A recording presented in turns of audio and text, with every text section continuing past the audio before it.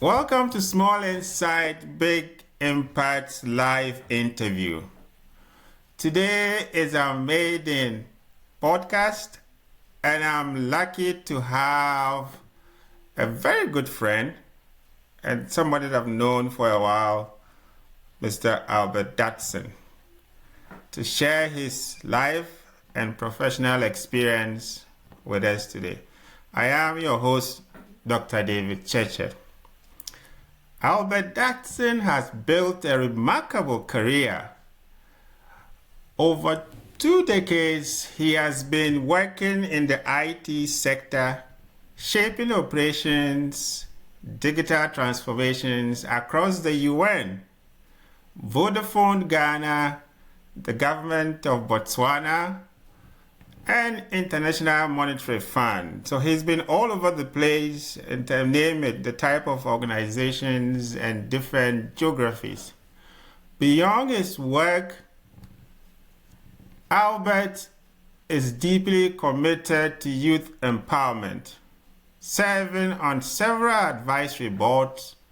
And one of them is the Impact Youth Foundation and then the Sports and Leadership Academy. Albert is a dedicated mentor. He's very passionate about guiding the next generation of leaders. So Albert, you're welcome to today's interview, and we are lucky to have you. We'd like you to share your experience with us. First, I will start with this question, Albert. What first inspired you to join the IMF, and how did that decision shape your professional journey? Oh, okay. David, thank you for having me on your podcast.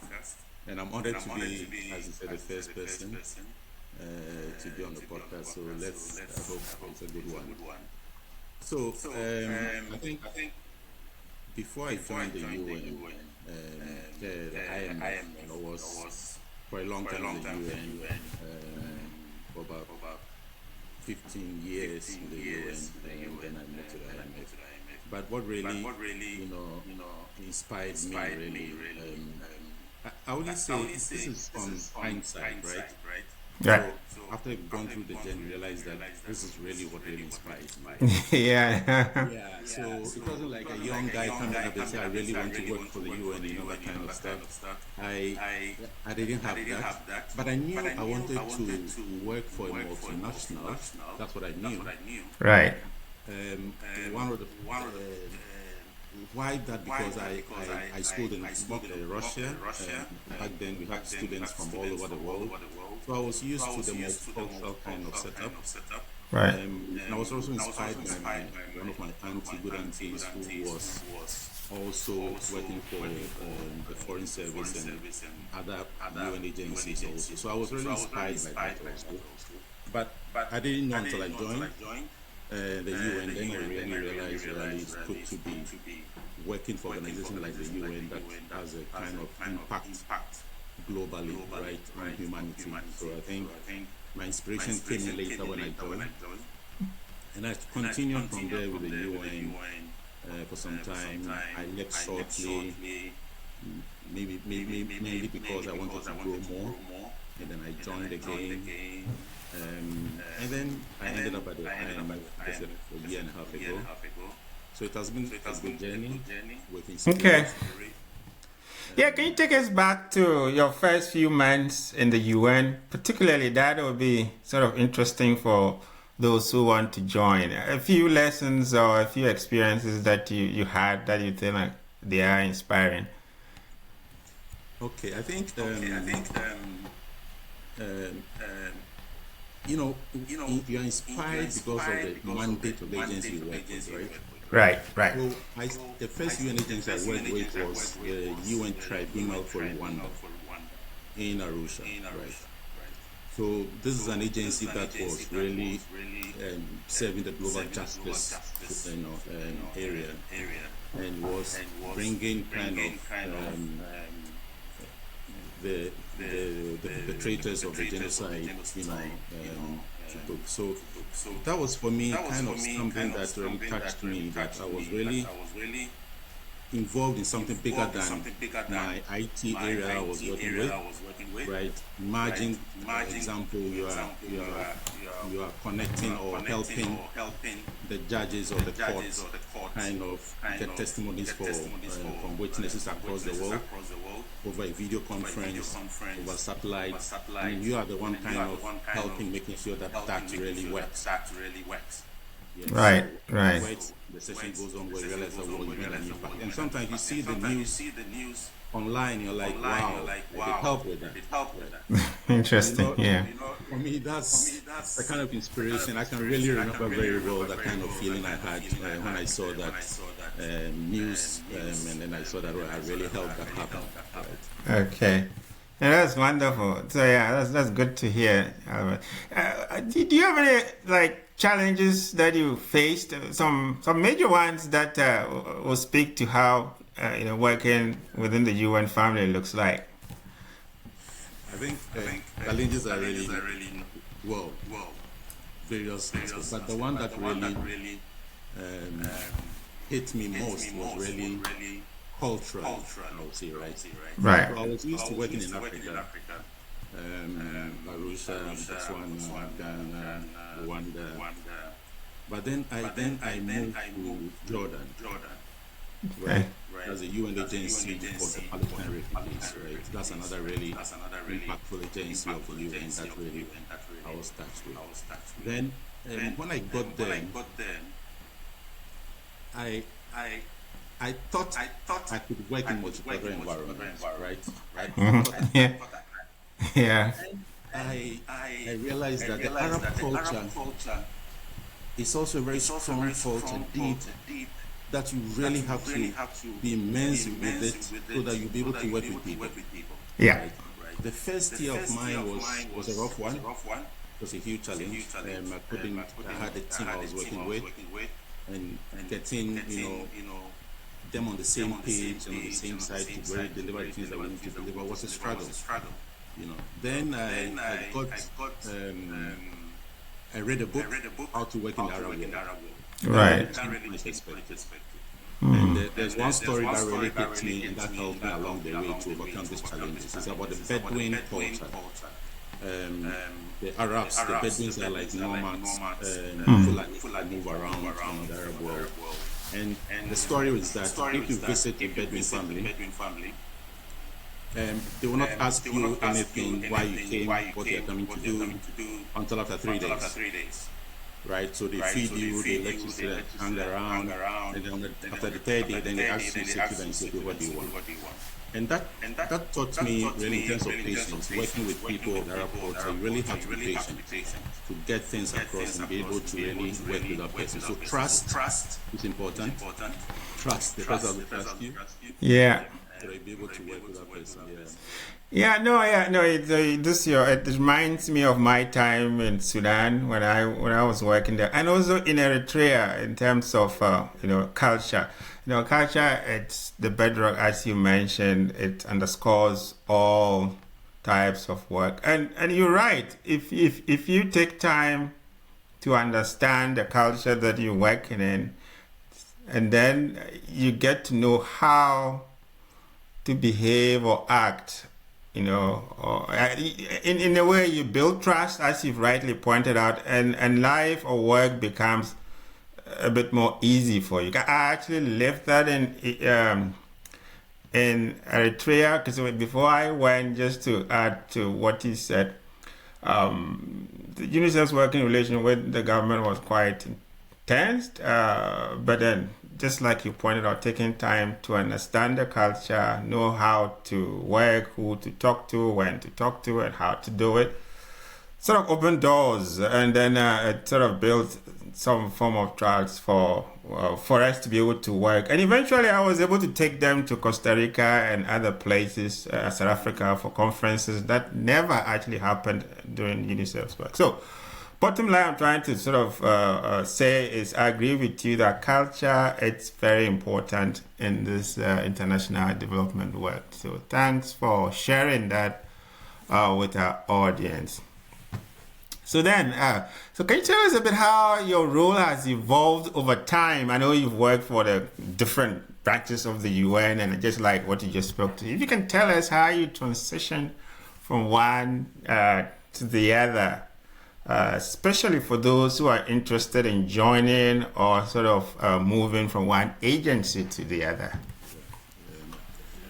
I think the kind of the bedrock is the skills and ability that you build over time, right? So I started small as a telecommunication engineer, very hands-on,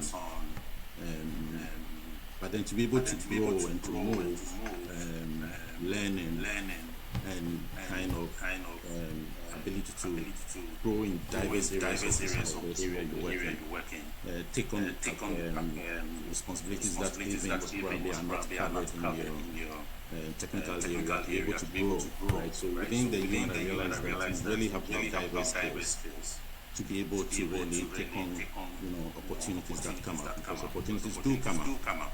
And really have to be able to break them. So I'll cite an example.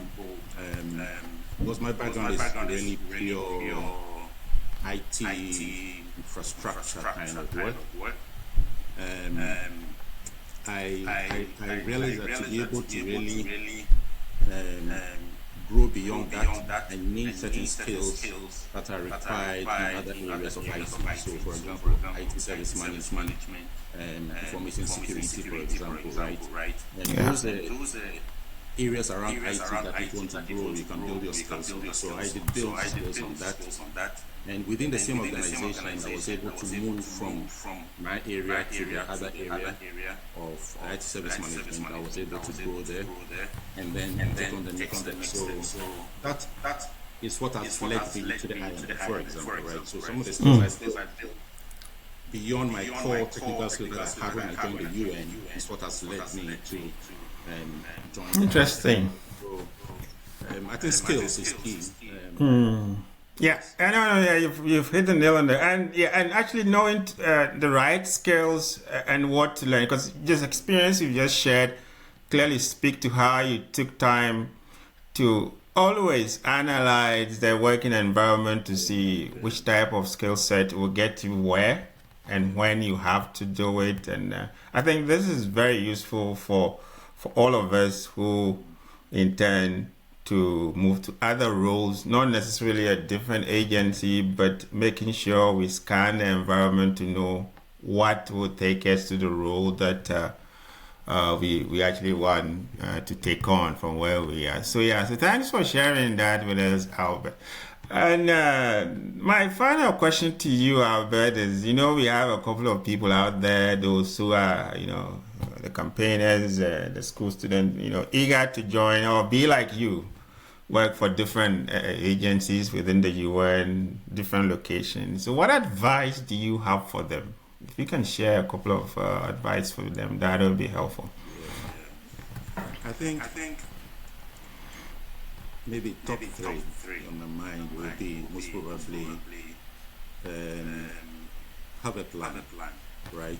Yeah. Know your why you're doing what you're doing, where you are, right? And for me, that's important, right? Because the UN is so wide and you can really get lost along the way if you don't have your plan and why you're doing what you're doing. So for me, that's very important because of the dynamics of the agency you work with.